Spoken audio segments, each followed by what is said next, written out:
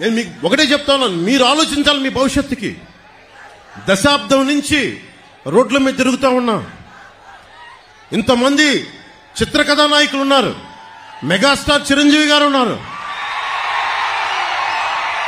Rebel star Prabhas, Mahesh గారు, అల్లు అర్జున్ గారు, రామ్ చరణ్ గారు, జూనియర్ ఎన్టీఆర్ గారు, ఇలా ఎంతో మంది నాయకులందరూ ఏ రోజు కూడా చిత్ర పరిశ్రమని రాజకీయ పరంగా ఎవరు వేధించలా. ఇందాక అక్కడ బోర్డు చూస్తుంటే మనల్ని ఎవరు ఆపేదని ఒక బోర్డు ఉంది నాది. దేనికంటాం ఆ మాట? అంటే ప్రజాస్వామ్యాలు మాకు హక్కు లేదా? ఇక్కడున్న ఎమ్మెల్యేకి ఈ మాటలు కూడా మంచి రావట్లా, కొంచెం కోపాన్ని ఉంచుకున్నా. ఇలాంటి ఆకు రౌడీలకి మేము భయపడతామా? వారాహి ఎలా వస్తో ఆంధ్ర రోడ్ల మీద మీరు తిరుగుతాం, మేము చూస్తామా? బెదిరిస్తారా మమ్మల్ని? మేము సుభాష్ చంద్రబోస్ స్ఫూర్తిని నింపుకున్న వాళ్ళం గుండెల్లో. నీలాంటి ఆకు రౌడీల్ని చిటికినేలతో పక్కన పెడతాం, గుర్తుపెట్టుకోండి.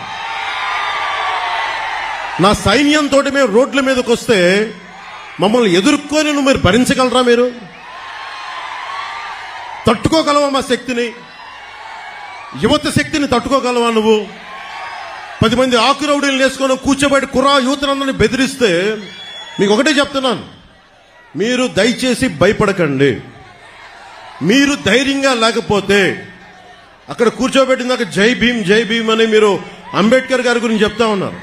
కొన్ని వందలాది మంది మేధావులు ఆయన నేతృత్వంలో కూర్చొని చాలా బలమైన రాజ్యాంగం ఇచ్చారు మనకి, మీ భవిష్యత్తు కోసం, మీ ప్రాథమిక హక్కుల కోసం.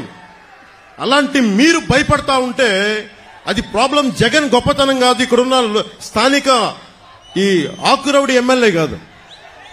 మనం పిరికితనం మనల్ని చంపేస్తుంది.